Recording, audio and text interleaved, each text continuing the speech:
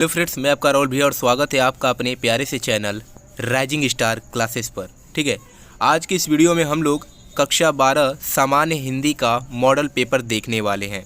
ठीक है, देखिए मॉडल पेपर क्या होता है। मॉडल पेपर आपको मोस्ट इम्पोर्टेंट क्वेश्चंस बताता है और साथ में जो आपका बोर्ड एग्जाम होने वाला है उसमें कैसे प्रश्न आ सकते हैं, पेपर का पैटर्न क्या हो सकता है, वो सब आपको जानने को मिलता है मॉडल पेपर में। और यह बिल्कुल रियल मॉडल पेपर है क्योंकि यूपी बोर्ड ने अपने ऑफिशियल वेबसाइट पर अपलोड किया है सारे सब्जेक्ट के मॉडल पेपर को। ठीक है, तो चलिए देख लेते हैं कैसे आपका पेपर आने वाला है, क्या पैटर्न रहेगा और कैसा कैसा प्रश्न पूछा जाएगा। तो देखिए 3 घंटे 15 मिनट आपको दिया जाएगा समय। पूर्णांक आपका 100 अंक का होगा। जैसा कि आप जानते हैं हिंदी विषय में आपको प्रैक्टिकल के नंबर नहीं दिए जाएंगे। नोट में क्या लिखा है, प्रारंभ के 15 मिनट परीक्षार्थियों को प्रश्न पत्र पढ़ने के लिए निर्धारित है। इस प्रश्न पत्र में 2 खंड हैं, दोनों खंडों के सभी प्रश्नों का उत्तर देना आवश्यक है। अब देखिए खंड क में क्या होगा, 5 अंक के बहुविकल्पीय प्रश्न पूछे जाएंगे। जैसे पहला शिक्षा का उद्देश्य निबंध के लेखक हैं भारतेंदु हरिश्चंद्र, संपूर्णानंद, मोहन राकेश, रामकृष्ण दास। इस वीडियो में मैं इसका सॉल्यूशन नहीं बताऊंगा, केवल पेपर का पैटर्न बताऊंगा। अगर आप लोग कहते हैं आप लोग को इसका सॉल्यूशन भी चाहिए तो कमेंट बॉक्स में कमेंट कर दीजिएगा, अगले वीडियो में मैं इसका सॉल्यूशन भी आपको प्रोवाइड करा दूंगा। दूसरा प्रश्न है, लल्लू लाल की रचना है सुख सागर, प्रेम सागर, परीक्षा गुरु या रानी केतकी की कहानी। आप अपने से उत्तर बता सकते हैं कमेंट बॉक्स में कि कौन सा ऑप्शन करेक्ट होगा। पर्दा कहानी के लेखक हैं प्रेमचंद, जयशंकर प्रसाद, अमरकांत या यशपाल। तो ऐसे ही 5 प्रश्न होंगे। फिर प्रश्न संख्या जो 2 है इसमें भी 5 प्रश्न बहुविकल्पीय होंगे, यानी कुल प्रश्न मिलाकर के 10 अंक के जो प्रश्न होंगे वह बहुविकल्पीय प्रश्न आप लोगों से पूछे जाएंगे। जैसे दूसरे का क है, कामायनी किस युग की रचना है, द्विवेदी युग, छायावादी युग, भारतेंदु युग या प्रगतिवादी युग। ठीक है, तो ऐसे ही 5 प्रश्न दूसरे में भी रहेगा। अब तीसरा प्रश्न जो है यह गद्यांश होगा, यानी जो गद्यांश आप पढ़ते हैं उसमें से किसी चैप्टर में से एक गद्यांश उठा करके आपको दे देगा और उस पर कुछ रेखांकित कर देगा और 3 प्रश्न यहाँ से पूछेगा। पहला, गद्यांश का संदर्भ क्या है, दूसरा आपको रेखांकित अंशों की व्याख्या करनी होगी और तीसरा जो प्रश्न होगा उसी गद्यांश से दिया जाएगा। जैसे दिया है, दिए गए गद्यांश आधारित प्रश्नों का उत्तर दीजिए। ठीक है, 5 प्रश्न होंगे। 10th में यानी क्लास 10th में 3 प्रश्न होते थे, आपसे 5 प्रश्न पूछा जाएगा। पहला संदर्भ, दूसरा रेखांकित अंश की व्याख्या और 3 प्रश्न इस गद्यांश से उठा करके देगा। जैसे गद्यांश दिया है कि धरती माता की कोख में जो अमूल्य निधियां भरी है, जिनके कारण वह वसुंधरा कहलाती हैं, उससे कौन परिचित न होना चाहेगा। लाखों करोड़ों वर्षों से अनेक प्रकार की धातुओं को पृथ्वी को पीस कर अगणित प्रकार की मिट्टियों से पृथ्वी की देह को सजाया है। हमारे भावी आर्थिक अभ्युदय के लिए इन सब की जांच पड़ताल आवश्यक है। यह आपका गद्यांश है, तो सबसे पहले अच्छे से पढ़ लेना है गद्यांश को। अब पहला प्रश्न है, उपर्युक्त गद्यांश का संदर्भ लिखिए। दूसरा, धरती वसुंधरा क्यों कहलाती है, इसका प्रश्न आपको इसी गद्यांश में मिल जाएगा। रेखांकित अंश की व्याख्या करनी है, यानी जो ये रेखा खींची गई है जहाँ तक खींची गई वहाँ का आपको अर्थ बताना है, यानी स्पष्ट करना है कि यह जो वर्ड्स हैं, ये सेंटेंसेज हैं, ये क्या कहना चाह रहे हैं। ठीक है, अगला प्रश्न है कि पृथ्वी की देह को किसने सजाया है, भावी आर्थिक अभ्युदय हेतु हमें क्या करना चाहिए। अगर आपको ऊपर वाला गद्यांश नहीं समझ में आ रहा है तो नीचे वाला कर सकते हैं। ठीक है, दोनों में से कोई एक ही करना है। ऐसे ही चौथा प्रश्न जो होगा यह पद्यांश से होगा, यानी जो आप कविता पढ़ते हैं, जो श्लोक पढ़ते हैं, वहाँ से एक पद्यांश उठा करके दे देगा और यहाँ भी 5 ही प्रश्न पूछा जाएगा। सेम टू सेम वैसे ही प्रश्न पूछेगा। पहला संदर्भ, दूसरा रेखांकित अंश की व्याख्या और 3 प्रश्न इसी पद्यांश पर आधारित होंगे। ठीक है, और एक प्रश्न 2 अंक का होगा। इसमें भी अथवा में दिया है, अगर ऊपर वाला नहीं आता है तो नीचे वाला कर सकते हैं। अब जो 5वां प्रश्न होगा इसमें क्या होगा कि 5वें के क में लेखक का साहित्यिक परिचय पूछेगा और उनकी रचना का नाम। अब 5वें के ख में कवि का साहित्यिक परिचय पूछेगा और उनकी रचना का नाम। जैसे लेखक में आचार्य हजारी प्रसाद द्विवेदी हो गए, APJ अब्दुल कलाम हो गए, वासुदेव शरण अग्रवाल हो गए। कवि में पूछा है मैथिली शरण गुप्त जी का, सुमित्रा नंदन पंत, रामधारी सिंह दिनकर का। किसी एक का आपको करना है, एक लेखक का करना है, एक कवि का करना है। ठीक है, दोनों में से एक एक को आपको करना पड़ेगा। प्रश्न संख्या 6 है, बहादुर अथवा पंचलाइट कहानी के उद्देश्य पर प्रकाश डालिए।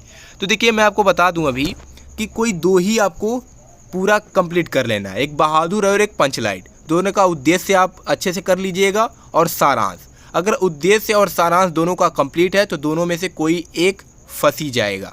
अगर ऊपर वाला नहीं आता है तो अथवा में ध्रुव यात्रा कहानी की कथा वस्तु यानी सारांश होता है, अपने शब्दों में लिखना है। तो तीनों को दे दिया है, किसी का उद्देश्य पूछेगा, किसी का सारांश पूछेगा, लेकिन मैं कहूँगा बहादुर और पंचलाइट का उद्देश्य और सारांश याद कर लीजिएगा, फंस जाएगा। 5 अंक का प्रश्न है। 7वां प्रश्न है कि स्वपठित खंड काव्य के आधार पर किसी एक खंड के एक प्रश्न का उत्तर दीजिए। यानी आपके जिले में जो भी खंड काव्य चलता होगा उसी का उत्तर आपको देना है 80 शब्दों में, ठीक है।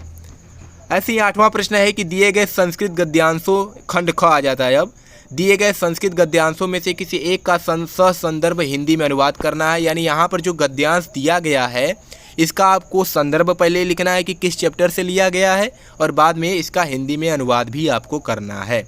ऐसे पद्यांश देगा तो यहाँ से भी वही जो श्लोक दिया है इसका संदर्भ लिखना है और इसका हिंदी में अनुवाद करना है।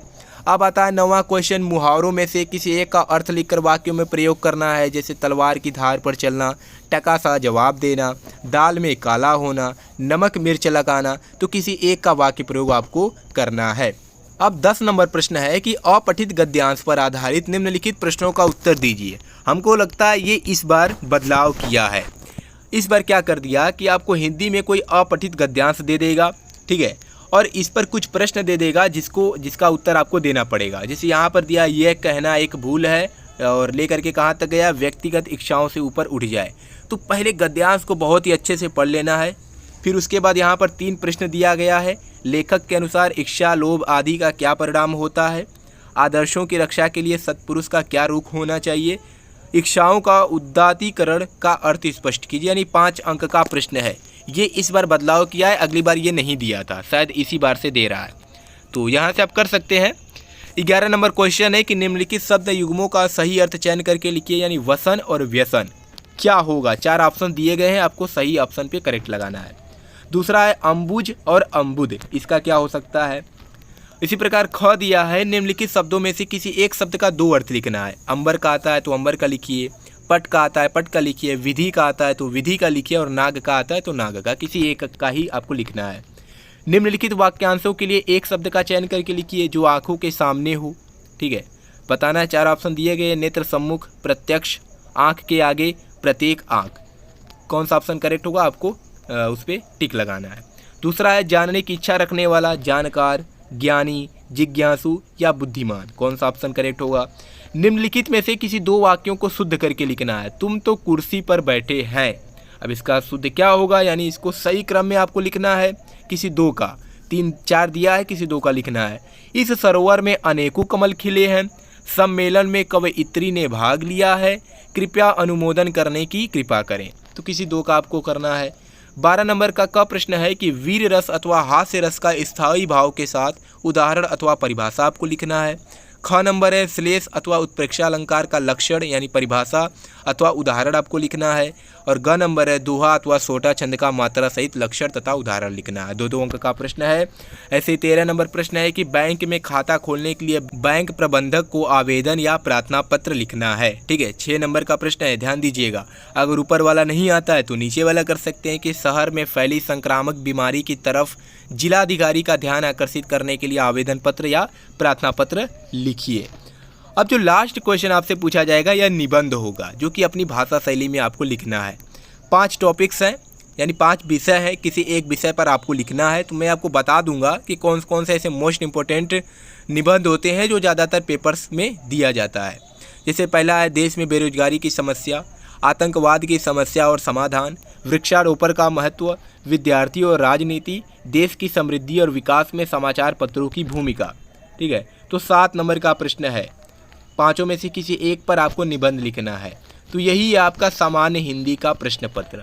अगर आपको इसका सॉल्यूशन चाहिए तो कमेंट बॉक्स में कमेंट कर दीजिएगा, अगले वीडियो में मैं इसका पूरा सॉल्यूशन आपको प्रोवाइड करा दूंगा। इसमें मैं केवल आपको पेपर पैटर्न बताया हूँ, कैसे प्रश्न आएगा, क्या क्या इस बार बदलाव हुआ है, कौन सा प्रश्न कितने अंक का आएगा। जैसे यहाँ पर देख सकते हैं इस बार जो गद्यांश दे रहा है अपठित गद्यांश दे देगा। तो अगर ये आपको नहीं पता रहेगा तो इसकी तैयारी आप नहीं करके जाएंगे तो 5 नंबर आपको नहीं मिल पाता। तो पहले पेपर पैटर्न जानिए, फिर उसके बाद आपको इसका सॉल्यूशन मिल जाएगा। चलिए मिलते हैं नेक्स्ट वीडियो में, धन्यवाद।